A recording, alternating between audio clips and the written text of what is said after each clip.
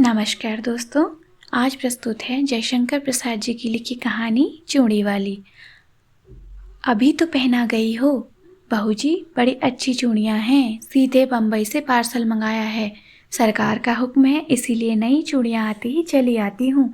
तो जाओ सरकार को ही पहनाओ, मैं नहीं पहनती।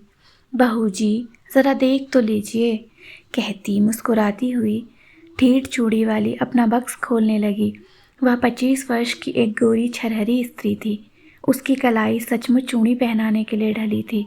पान से लाल पतले पतले ऊँट 2-3 वक्रताओं में अपना रहस्य छुपाए हुए थे। उन्हें देखने का मन करता, देखने पर उन सलोने अधरों से कुछ बुलवाने को जी चाहता, बोलने पर हंसाने की इच्छा होती, और उसी हंसी में शैशव का अल्हड़पन, यौवन की तरावट और प्रौढ़ की सी गंभीरता बिजली के समान लड़ जाती। बहू जी को उसकी हंसी बहुत बुरी लगती, पर जब पंजों में अच्छी चूड़ी चढ़ाकर संकट में फंसाकर वह हंसते हुए कहती, एक पान मिले बिना यह चूड़ी नहीं चढ़ती, तब बहू जी को क्रोध के साथ हंसी आ जाती और उसकी तरल हंसी की तरी लेने में तन्मय हो जाती। कुछ ही दिनों से यह चूड़ी वाली आने लगी है। कभी कभी बिना बुलाए ही चली आती और ऐसे ढंग फैलाती कि बिना सरकार के आए निपटारा न होता। यह बहू जी को असह्य हो जाता।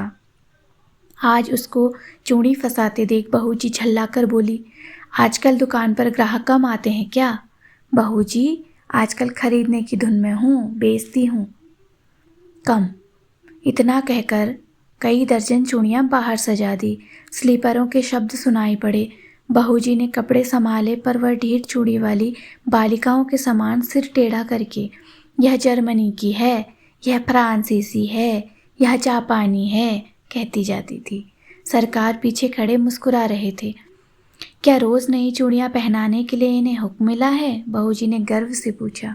सरकार ने कहा, पहनो तो क्या बुरा है? बुरा तो कुछ नहीं, चूड़ी चढ़ाते हुए कलाई दुखती होगी।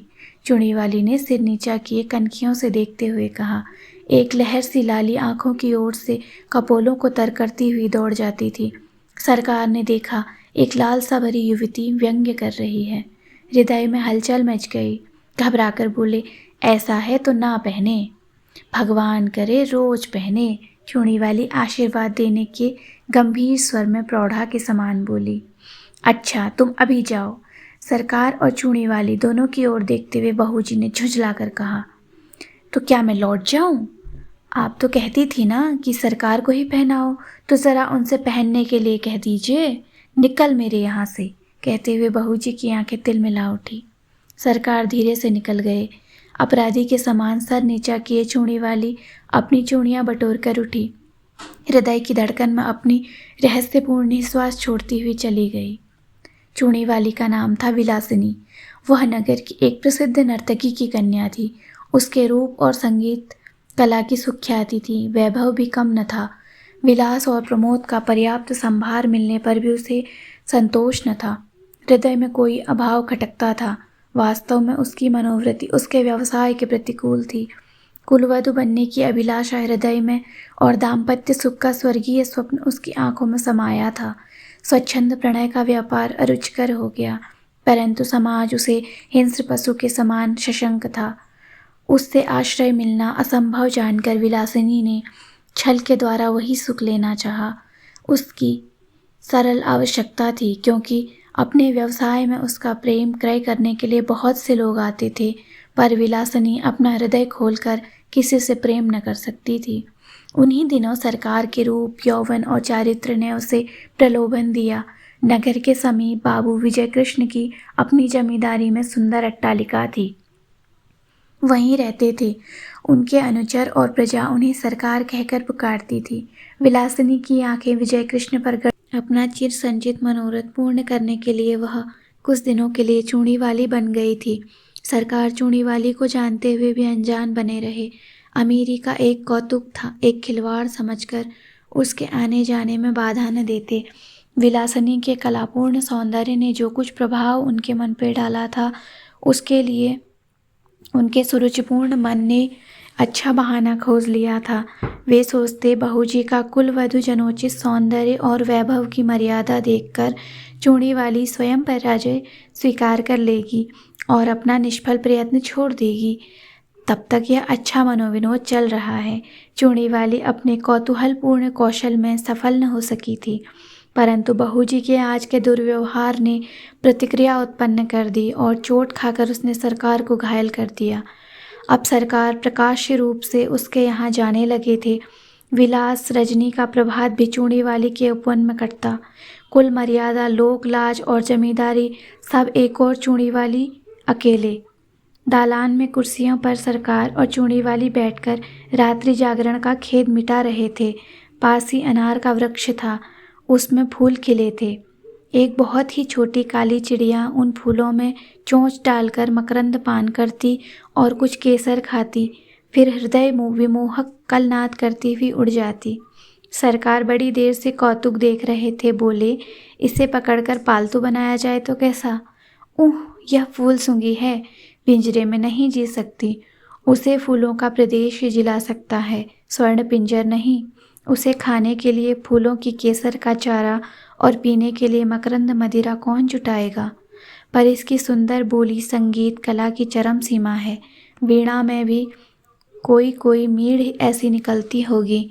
इसे अवश्य पकड़ना चाहिए, जिसमें बाधा नहीं, बंधन नहीं, जिसका सौंदर्य स्वच्छंद है।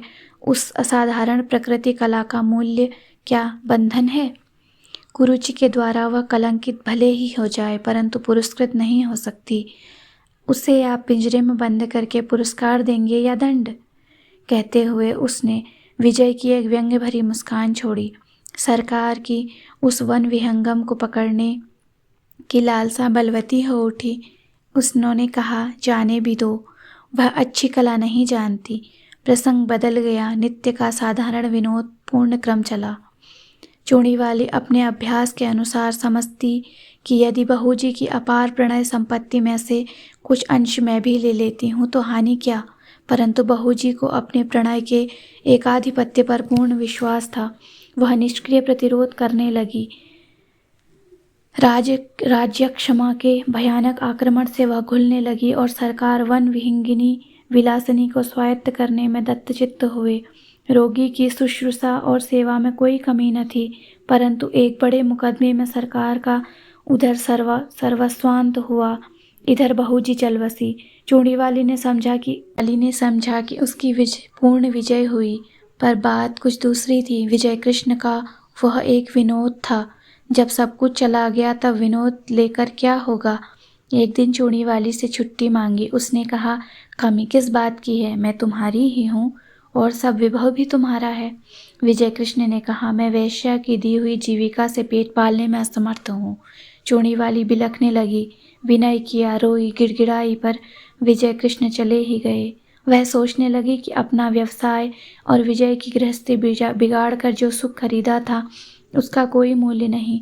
मैं कुलवधू होने के उपयुक्त नहीं, पर क्या समाज के पास इसका कोई प्रतिकार नहीं? इतनी तपस्या और इतना स्वार्थ त्याग व्यर्थ है। परंतु विलासिनी यह न जानती थी कि स्त्री और पुरुष संबंधी समस्त अंतिम निर्णय करने में समाज कितना ही उदार क्यों न हो, दोनों पक्षों को सर्वथा संतुष्ट नहीं कर सका और न कर सकने की आशा है। यह रहस्य सृष्टि को उलझा रखने की कुंजी है। विलासिनी ने बहुत सोच समझकर अपनी जीवनचर्या बदल डाली। सरकार से मिली हुई जो कुछ संपत्ति थी उसे बेचकर पास ही के गांव में खेती करने के लिए भूमि लेकर आदर्श हिंदू गृहस्थ की सी तपस्या करने में अपना बिखरा हुआ मन उसने लगा दिया। उसके कच्चे मकान के पास एक विशाल वटवृक्ष, निर्मल जल का सरोवर था। वहीं बैठकर चूड़ी वाली ने पथिकों की सेवा करने का संकल्प किया। थोड़े ही दिनों में अच्छी खेती होने लगी और अन्न से उसका घर भरा रहने लगा। भिखारियों को अन्न देकर उन्हें खिला देने में उसे अकथनीय सुख मिलता। धीरे धीरे दिन ढलने लगा। चूड़ी वाली को सहेली बनाने के लिए यौवन का तीसरा पहर करुणा और शांति को पकड़ लाया। उस पथ से चलने वाले पथिकों को दूर से किसी कला कुशल कंठ की तान सुनाई पड़ती। अब लो न सानी, अब न सहो। वट के नीचे एक अनाथ बालक नंदू को चना और गुड़ की दुकान चूड़ी वाली ने करा दी है। जिन पथिकों के पास पैसे न होते उनका मूल्य वह स्वयं देकर नंदू की दुकान में घाटा न होने देती, और पथिक भी विश्राम किए बिना उस तालाब से न जाता। कुछ ही दिनों में चूड़ी वाली का तालाब विख्यात हो गया। संध्या हो चली थी। पखेरुओं का बसेरे की ओर लौटने का कोलाहल मचा और वट वृक्ष में चहल पहल हो गई। चूड़ी वाली चरनी के पास खड़ी बैलों को देख रही थी। दालान में दीपक जल रहा था। अंधकार उसके घर और मन में बरजोरी घुस रहा था। कोलाहल शून्य जीवन में भी चूड़ी वाली को शांति मिली, ऐसा विश्वास नहीं होता था। पास ही उसकी पिंडुलियों से सिर रगड़ता हुआ कलुआ दुम हिला रहा था। सुखिया उसके लिए घर में से कुछ खाने को ले आई थी, पर कलुआ उधर न देखकर अपनी स्वामिनी से स्नेह जता रहा था। चूड़ी वाली ने हंसते हुए कहा, चल तेरा दुलार हो चुका, जा खा ले। चूड़ी वाली ने मन में सोचा, कंगाल मनुष्य स्नेह के लिए क्यों भीख मांगता है? वह स्वयं नहीं करता, नहीं तो तृणवीरू तथा पशु पक्षी भी तो स्नेह करने के लिए प्रस्तुत हैं। इतने में नंदू ने आकर कहा, माँ, एक बटोही बहुत थका हुआ अभी आया है। भूख के मारे वह जैसे शिथिल हो गया है। तूने क्यों नहीं दे दिया? लेता भी नहीं, कहता है तू बड़ा गरीब लड़का है, तुझसे न लूँगा। चूड़ी वाली वटवृक्ष की ओर चल पड़ी। अंधेरा हो गया था। पथिक जड़ का सहारा लेकर लेटा था। चूड़ी वाली ने हाथ जोड़कर कहा, महाराज, आप कुछ भोजन कीजिए। तुम कौन हो? पहले की एक वेश्या। छी, मुझे पड़े रहने दो। मैं नहीं चाहता कि तुम मुझसे बोलो भी कि तुम्हारा व्यवसाय कितने ही सुखी घरों को उजाड़ कर शमशान बना देता है। महाराज, हम लोग तो कला के व्यवसायी हैं। यह अपराध कला का मूल्य लगाने वालों की कुरुचि और कुत्सित इच्छा का है। संसार में बहुत से निर्लज्ज स्वार्थपूर्ण व्यवसाय चलते हैं, फिर इसी पर इतना क्रोध क्यों? क्योंकि वह उन सबों में अधम और निकृष्ट है। परंतु वेश्या का व्यवसाय करके भी मैंने एक ही व्यक्ति से प्रेम किया था। मैं और धर्म नहीं जानती, पर अपने सरकार से जो कुछ मुझे मिला उसे मैं लोक सेवा में लगाती हूँ। मेरे तालाब पर कोई भूखा नहीं रहने पाता। मेरी जीविका चाहे जो रही हो, मेरे अतिथि धर्म में बाधा न दीजिए। पथिक एक बार ही उठकर बैठ गया और आंख गड़ाकर अंधेरे में देखने लगा। सहसा बोल उठा, चूड़ी वाली, कौन सरकार? हाँ, तुमने शोक हर लिया। मेरे अपराधजनक तमाम त्याग में पुण्य का भी भाग था, यह मैं नहीं जानता। सरकार, मैंने गृहस्थ कुलवधू होने के लिए कठोर तपस्या की है। इन 4 वर्षों में मुझे विश्वास हो गया है कि कुलवधू होने में जो महत्व है वह सेवा का है, न कि विलास का। सेवा ही नहीं चूड़ी वाली, उसमें विलास का अनंत यौवन है, क्योंकि केवल स्त्री पुरुष के शारीरिक संबंध में वह पर्यवसित नहीं है। बाह्य साधनों से विकृत हो जाने तक उसकी सीमा नहीं। गारहस्थ जीवन के लिए प्रचुर उपकरण प्रस्तुत करता है, इसीलिए वह प्रेय भी है और श्रेय भी है। मुझे विश्वास है कि तुम अब सफल हो जाओगी। मेरी सफलता आपकी कृपा पर है। विश्वास है कि अब इतने निर्दय न होंगे। कहते कहते चूड़ी वाली ने सरकार के पैर पकड़ लिए। सरकार ने उसके हाथ पकड़ लिए।